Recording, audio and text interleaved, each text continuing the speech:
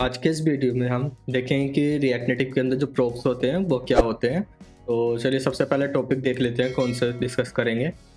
तो यहाँ पर हम देख सकते हैं कि सबसे पहले हमारा टॉपिक है व्हाट इज प्रोप्स, और फिर उसके बाद हम देखेंगे कि प्रोप्स को यूज कैसे करते हैं, फिर प्रोप्स के कुछ एग्जांपल देखेंगे। तो सबसे पहले जान लेते हैं कि प्रोप्स होता क्या है। जैसे कि किसी यहाँ पर आप देख सकते हैं कि डमी फंक्शन है। यहाँ पर फंक्शन के अंदर हम पैरामीटर पास करें, पैरामीटर 1 पैरामीटर 2। ऐसे ही आपको किसी भी सिंगल कंपोनेंट से अगर अदर कंपोनेंट के अंदर डेटा पास करना है तो प्रोप्स की हेल्प से करते हैं। प्रोप्स भी एक तरीके से पैरामीटर ही होते हैं जो एक कंपोनेंट से दूसरे कंपोनेंट के अंदर डेटा को प्रोवाइड करते हैं। जैसे कि लास्ट वीडियो में हमने देखा था कि स्टेट क्या होती है, तो स्टेट को हम एक कंपोनेंट की स्टेट को दूसरी कंपोनेंट के अंदर यूज़ नहीं कर सकते थे, but with the help of props हम जो पहला कंपोनेंट है हमारा उसके अंदर जो हमारी स्टेट है उसके डेटा को हम जो हमारा सेकंड कंपोनेंट है उसके अंदर ले जा सकते हैं। तो प्रोप्स जनरली बेसिकली हुआ क्या कि जो भी जैसे कंपोनेंट के अंदर कुछ भी डेटा पास करने के लिए जो हमें पैरामीटर पास करते हैं वो एक तरीके से प्रोप्स होते हैं, उनको हम प्रोप्स बोल सकते हैं। जैसे कि इसमें फंक्शन में पैरामीटर 1 पैरामीटर 2 है, ऐसे कंपोनेंट में कुछ ना कुछ पैरामीटर पास हो रहा होगा तो वो प्रोप्स होगा। प्रोप्स जनरली डिनोट करता है प्रॉपर्टीज को, तो कुछ ना कुछ उसके डेटा उसके अंदर हम सेंड कर रहे हैं एक कंपोनेंट से दूसरे कंपोनेंट के अंदर। तो चलिए देख लेते हैं कोड के थ्रू देखते हैं इसको। तो यहाँ पर हमारे पास यहाँ पर हमारा कोड है और ये हमारा एक एमुलेटर है। तो यहाँ पर हम देख सकते हैं कि हमारा एक कंपोनेंट ऑलरेडी बना हुआ है। ये कंपोनेंट हमने लास्ट वीडियो में स्टेट को समझने के लिए यूज किया था, अभी आज प्रोप समझते हैं। तो प्रोप समझने के लिए हमें दो कंपोनेंट चाहिए होंगे। तो एक कंपोनेंट हमारा ऑलरेडी ये बना हुआ है, हम एक कंपोनेंट और बना लेते हैं यहाँ पर। तो हम उस कंपोनेंट का नाम दे देते हैं और फंक्शन सेकंड कंपोनेंट हमने इसको यहाँ पर नाम दिया और इसका टाइप भी हम पास कर देते हैं react.jsx डॉट एलिमेंट। अगर यहाँ पर कोई jsx जो फाइल का नेम हमारा tsx है, अगर कोई jsx यूज कर रहा है तो ये प्रोवाइड करने की ज़रूरत नहीं होती है। तो अभी यहाँ पर हम रिटर्न स्टेटमेंट करेंगे और रिटर्न के अंदर हमारा क्या होगा, बेसिकली कुछ ना कुछ व्यू रिटर्न कर रहा होगा। तो व्यू हम यही कॉपी कर लेते हैं, जो ऊपर हमारा व्यू है यहाँ पर हमने इसको कॉपी किया और इसको अभी यहाँ पर नाम दे देते हैं सेकंड कंपोनेंट। तो अभी इसको कुछ मतलब इसमें सेपरेट दिखे तो इसको एक बैकग्राउंड कलर भी दे देते हैं। बैकग्राउंड कलर में हमने दे दिया यहाँ पर ग्रीन कर देते हैं, यहाँ पर हमने ग्रीन किया और इसको यहाँ पर इंपोर्ट कर देते हैं। तो यहाँ पर हमारा कर दिया सेकंड कंपोनेंट। तो यहाँ पर हमारा एक व्यू है, व्यू के अंदर फर्स्ट है, ये यहाँ पर ले देते हैं फर्स्ट पेरेंट कंपोनेंट और यहाँ पर हमने किया ये पेरेंट कंपोनेंट हो गया हमारा। और इसके बाद हमारा नीचे है यहाँ पर सेकंड कंपोनेंट। ये फ्लैक्स हटा देते हैं क्योंकि फ्लैक्स से पूरा स्पेस वो कवर कर रहा है, तो इसको हमने यहाँ से रिमूव किया। ये हमारा second component, parent component second component. अभी ये बटन जो है इसको, ये हमारा पेरेंट के अंदर है तो इसको ऊपर ले जाते हैं, जिससे थोड़ा यहाँ पर आप देख सकते हैं कि जो ये अपडेट स्टेट है ये हमारा बटन है और ये हमारा, इसको मार्जिन दे देते हैं थोड़ा टॉप से। तो हमने दिया मार्जिन टॉप दे दिया हमने 10 पिक्सल, 10 दे देते हैं, वो पिक्सल में ही लेता है। तो यहाँ पर आप देख सकते हैं बटन के जो ऊपर है वो पेरेंट कंपोनेंट है और ये चाइल्ड कंपोनेंट है सेकंड कंपोनेंट। अभी क्या होगा कि यहाँ पर हम सबसे पहले एक वेरिएबल से बना के देख लेते हैं, उसके बाद में हम स्टेट के थ्रू देखेंगे। तो यहाँ पर हम एक वेरिएबल बना लेते हैं। तो हमने वेरिएबल बनाया, यहाँ पर कुछ भी दे देते हैं, डेटा नाम से बना देते हैं और इसका यहाँ पर कुछ वैल्यू दे देते हैं, डेटा फ्रॉम पेरेंट। और इस वेरिएबल को हम अभी पास करना होगा हमें सेकंड कंपोनेंट के अंदर, जो हमारा सेकंड कंपोनेंट है। तो कैसे करेंगे, वही प्रोप्स से। तो यहाँ पर हमें जैसे करना है, हमें सपोज नेम पास करना है, तो नेम हमने किया और यहाँ पर हम पास कर देंगे जो हमारा डेटा है। तो ये नेम एक प्रोप्स है।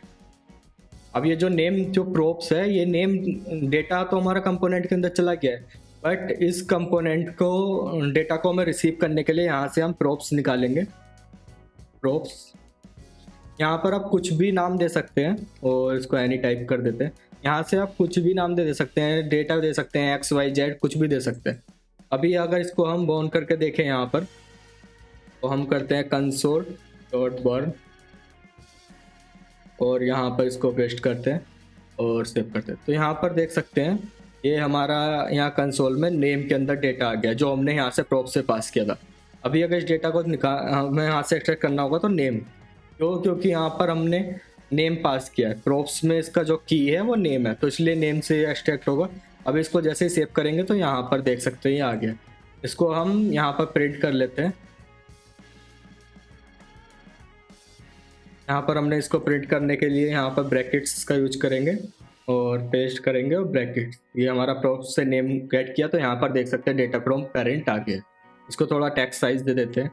स्टाइल अभी हम इनलाइन यूज कर रहे हैं, अभी 1 से 2 वीडियो आगे जो आने वाली है उसमें स्टाइल सीट को समझेंगे तो फिर हम यूज करेंगे। यहाँ पर अभी फ़ॉन्ट साइज कर देते हैं। फ़ॉन्ट साइज किया हमने 20 और ये हमारा यहाँ पर डेटा आ गया। अभी इसको हमने क्या किया, ये हमने वेरिएबल के थ्रू किया, बट वेरिएबल क्या होता है री रेंडर नहीं करेगा। तो हमने जो लास्ट वीडियो में देखा था स्टेट, अगर वो अभी आपने वीडियो नहीं देखा है तो उसका लिंक डिस्क्रिप्शन में मिल जाएगा, वहाँ से जाके आप चेकआउट कर लीजिए, तो वहाँ से जाके आप देख सकते हैं। तो हम इसको अब स्टेट के थ्रू करते हैं। तो स्टेट के थ्रू करने के लिए हमें 2 पैरामीटर चाहिए होते हैं, नेम और फिर एक उसको अपडेट करने के लिए दूसरा पैरामीटर। तो यहाँ पर हमने कर दिया सेट नेम और इक्वल टू यूज स्टेट, और यहाँ पर कोई ना कोई डिफ़ॉल्ट वैल्यू होगी तो डिफ़ॉल्ट वैल्यू हमने दे दिया टेकर ऑर्डर।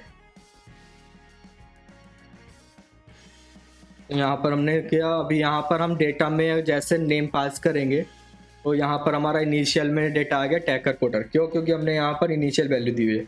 अभी हम जैसे ही स्टेट की वैल्यू को अपडेट करेंगे तो जहाँ भी ये स्टेट वैल्यू यूज़ हो रही होगी उस जगह पे ये कंपोनेंट, अभी क्या है यहाँ से हम नेम को डायरेक्ट सेकंड कंपोनेंट के अंदर यूज़ नहीं कर सकते। अगर यहाँ पर हम करना चाहते हैं तो हमें नहीं मिलेगा, देख सकते हैं यहाँ पर कोई मिल नहीं रहा है क्योंकि स्टेट समझा सेम कंपोनेंट नहीं कॉल होगी। तो इसको यहाँ से हम पास करने के लिए क्या करेंगे, यहाँ पे इसको अपडेट, यहाँ से हमने प्रॉप्स में पास कर दिया नेम। अभी यहाँ पे हम इसको पास करेंगे तो यहाँ पर पास करने के लिए हम इसको थोड़ी अपडेट करेंगे डेटा को। तो हम यहाँ पर सेकंड पैरामीटर जो हमने बनाया है उसको यूज करेंगे सेट नेम। तो सेट नेम के अंदर हम दे देंगे थैंक यू फॉर वॉचिंग। तो हमने थैंक यू फॉर वॉचिंग किया। अभी जैसे ही हम अभी यहाँ पर देख सकते हैं कि पेरेंट कंपोनेंट है, पेरेंट में हमने बटन यूज किया, बटन पे जैसे ही क्लिक करेंगे तो हमारा जो चाइल्ड कंपोनेंट है उसके अंदर डेटा जाना चाहिए थैंक यू फॉर वॉचिंग, क्योंकि हम स्टेट के थ्रू यूज कर रहे हैं। जैसे हमने क्लिक किया तो यहाँ पर थैंक यू फॉर वॉचिंग, तो इस तरीके से प्रॉप्स पास हुआ है।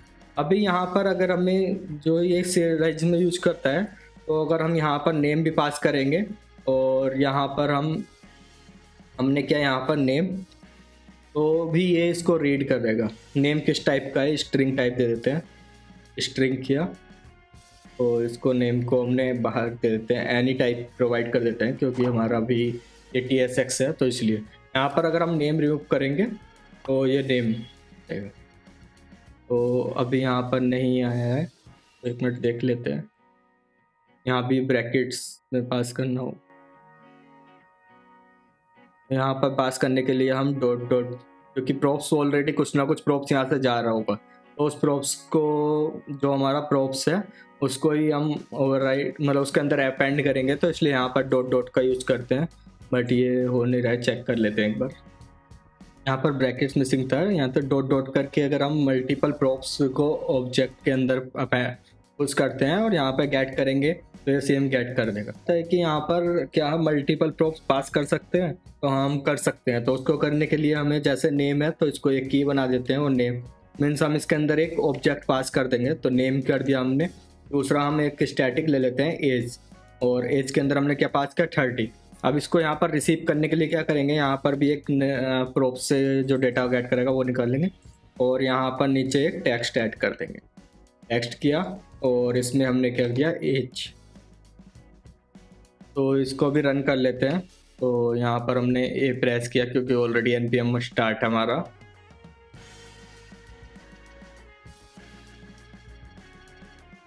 यहाँ पर वो प्रोजेक्ट रन हो रहा है अभी। तो जैसे ये रन हुआ है तो यहाँ पर हम देख सकते हैं, अभी जैसे यहाँ पर रन हुआ तो यहाँ पर देख सकते हैं यहाँ पर नेम आ गया और 30 आ गया। जैसे आप अपडेट स्टेट करेंगे तो हमारे नेम की वैल्यू अपडेट हो जाएगी और नीचे एज दिखा रहा है 30। तो इस तरीके से हम मल्टीपल प्रॉप्स भी पास कर सकते हैं। तो आज हमने इस वीडियो में देखा कि कैसे हम प्रॉप्स का यूज करते हैं और कैसे प्रॉप्स को क्रिएट करते हैं और प्रॉप्स होता क्या है। तो आज की वीडियो में इतना ही। Thank you for watching and please like the video and subscribe the channel. Code की दुनिया में हम चले आगे, लॉजिक की लाइनें हम बनाएंगे साजे, पाइथन से जावा सब कुछ सीखेंगे, बग्स को हटाकर हम आगे बढ़ेंगे। कोड करो, सही करो।